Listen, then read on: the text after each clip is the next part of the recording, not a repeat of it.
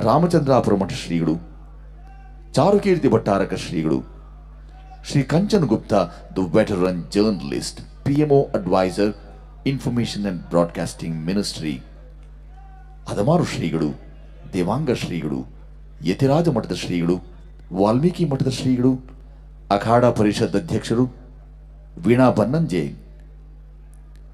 ವ್ಯಾಸರಾಜ ಮಠ ಶ್ರೀಗಳು, ನಿರ್ಮಲ್ ಅಖಾಡದ ಶ್ರೀ ಶಾಂತನು ಗುಪ್ತರು, ಆಥರ್, ಇಸ್ಕಾನ್ನ ಮಧುಪಂಡಿತ್ ದಾಸರು, ನೀಲಮ್ಮ ತಾಯಿ, ಸೇಂಗೋಲ್ ಅಧೀನಂ, ಅವರ Shri Ramachandrapura ಶ್ರೀಗಳವರು would address the gathering.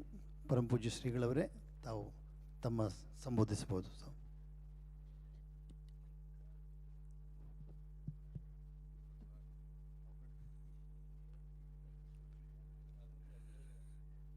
ಹರೇ ರಾಮ. ನಮೋ ಗುರುಭ್ಯಃ ನಮಃ ಪರಮಾತ್ಮನೇ. ಭೂಮಂಡಲವೇ ಒಂದು ಮನೆಯಾದರೆ ಭಾರತ ಆ ಮನೆಯ ದೇವರ ಕೋಣೆ. ಆ ದೇವರ ಕೋಣೆಯಲ್ಲಿ ಹಚ್ಚಿದ ದೀಪಗಳು ದರ್ಶನಗಳು, ಬೇರೆ ಬೇರೆ ದರ್ಶನಗಳು. ಬೆಳಕಿನ ಸ್ವಭಾವ ಏನು ಅಂದರೆ, ಎರಡು ಬೆಳಕುಗಳು ಪರಸ್ಪರವಾಗಿ ಸುಲಭವಾಗಿ ಬೆರೀತವೆ ಅಂತ, ಒಂದಾಗ್ತವೆ ಅಂತ. ಈಗ ಎರಡು ಬೆಟ್ಟಗಳು ಒಂದಾಗೋದಿಲ್ಲ, ಅಥವಾ ಎರಡು ಕಲ್ಲು ಒಂದಾಗಲಿಕ್ಕೆ ಸಾಧ್ಯ ಇಲ್ಲ, ಕಲ್ಲು ಮಣ್ಣು ಒಂದಾಗೋಕ್ಕೆ ಸಾಧ್ಯ ಇಲ್ಲ. ಆದರೆ ಬೆಳಕು ಹೌದು ಅಂತಂದರೆ ಎರಡು ಬೆಳಕು ಪರಸ್ಪರ ಬೆರೆಯಬಲ್ಲವು ಅಂತ.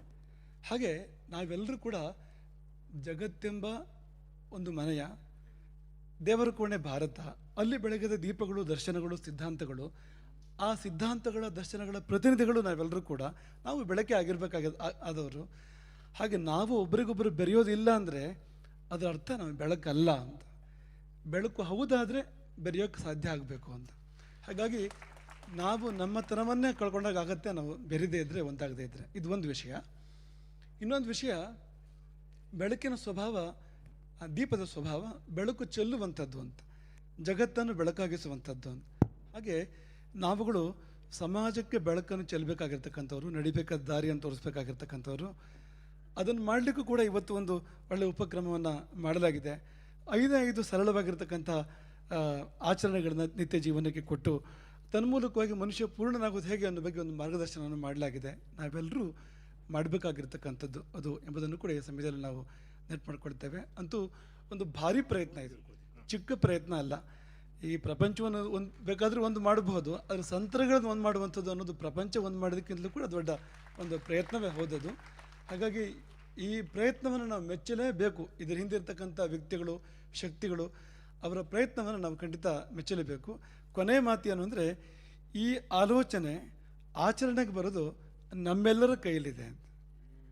ಈ ಪ್ರಯತ್ನ ಸಫಲವಾಗುವಂಥದ್ದು ಕೇವಲ ಇದ್ರ ಹಿಂದೆ ಯಾರಿದ್ದಾರೋ ಅವರ ಕೈಯಲ್ಲಿರ್ತಕ್ಕಂಥದ್ದಲ್ಲ, ನಮ್ಮೆಲ್ಲರ ಕೈಯಲ್ಲಿದೆ. ನಾವು ನಮ್ಮ ಪ್ರದೇಶದಲ್ಲಿ ಇದನ್ನು ಆಚರಣೆ ಮಾಡೋಕ್ಕೆ ಏನು ಬೇಕು ಅಂಥದ್ದೊಂದು ಪ್ರಯತ್ನವನ್ನು ಪ್ರಾಮಾಣಿಕವಾಗಿ ಮಾಡೋಣ. ತನ್ಮೂಲಕ ನಾವೆಲ್ಲ ಬೆಳಕು ಹೌದು ಅಂತ ಅನಿಸಿಕೊಳ್ಳೋಣ ಅಂತ. ಹರೇ ರಾಮ. ಧನ್ಯವಾದಗಳು ಪರಮಪೂಜ್ಯ ಶ್ರೀಗಳೇ.